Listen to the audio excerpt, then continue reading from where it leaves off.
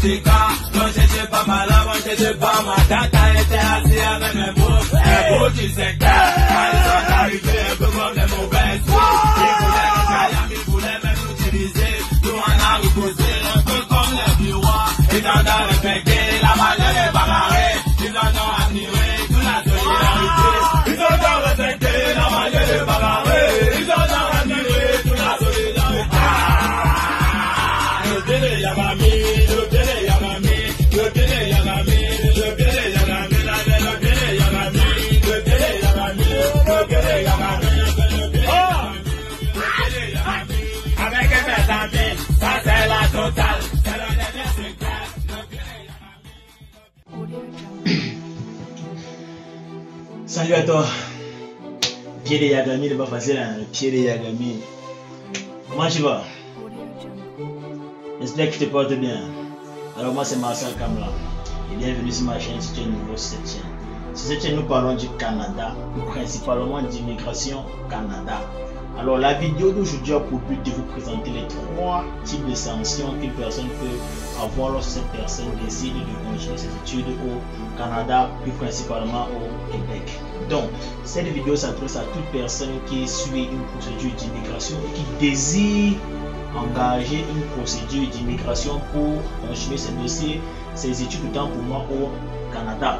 Donc, sans plus tarder, nous allons passer dans le vif du sujet.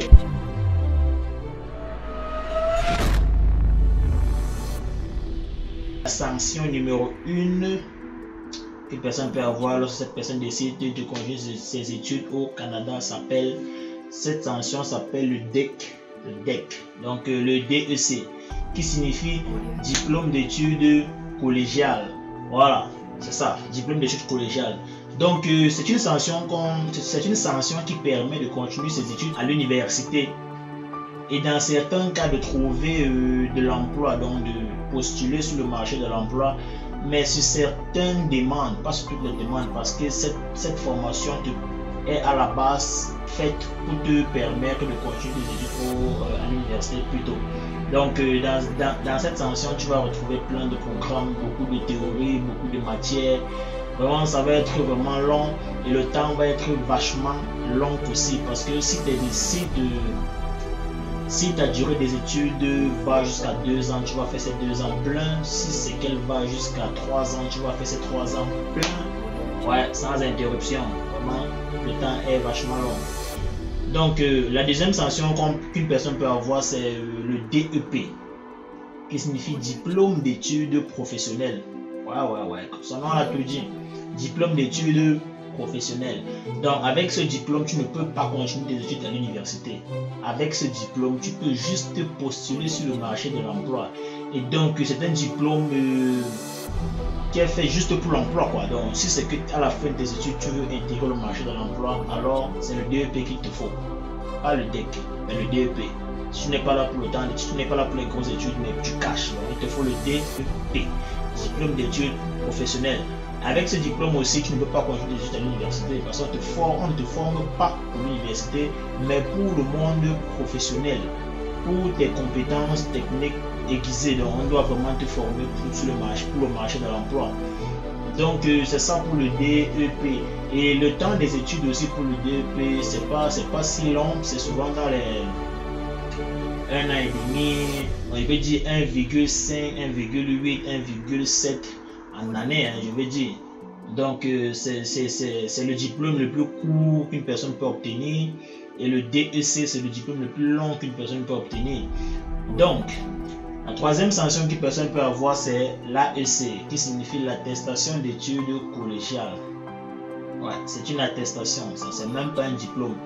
Donc en majorité, c'est une attestation qui est demandée par des personnes des personnes qui ont un âge un peu avancé et qui sont spécialisées dans un domaine ou une branche précise. Tiens, je prends l'exemple, nous sommes dans l'informatique par exemple, une personne qui faisait réseau informatique et qui a eu à travailler dans cette branche durant un bon nombre d'années et qui décide d'un moment à l'autre d'avoir des compétences en programmation, dans le génie logiciel. Donc cette personne va rentrer à l'école chercher une attestation d'études collégiales pour un programme précis où cette personne veut aiguiser ses compétences. Et c'est toujours dans le but de trouver l'emploi et non pas de continuer ses études à l'université. Voilà. Donc avec l'AEC, tu ne peux pas continuer à l'université, c'est toujours pour le marché de l'emploi. Donc c'est tout pour les 3 types de sanctions qu'une personne peut avoir lorsque cette personne a étudié dans un collège ou étudié dans un collège au Canada. Si la vidéo vous a plu et qu'elle vous a appris des informations, n'hésitez pas à me liker, la vidéo, surtout à partager pour les personnes qui sont en cours d'immigration ou bien qui visent à engager une procédure d'immigration, parce que c'est une information vraiment capitale pour ces jeunes qui ne savent pas ce qu'elles veulent aller faire. Tout ce qu'elles ont en tête, c'est de voyager, c'est de partir. Pourtant, leur destin réside souvent à la première étape du dossier d'immigration qui est l'admission. Donc, partagez la vidéo max et n'hésitez pas à vous abonner sur ma chaîne si le contenu vous intéresse et de cliquer sur la cloche de notification qui est juste au bas pour ne pas manquer toutes les autres vidéos qui vont arriver bien après. C'est tout. Ciao.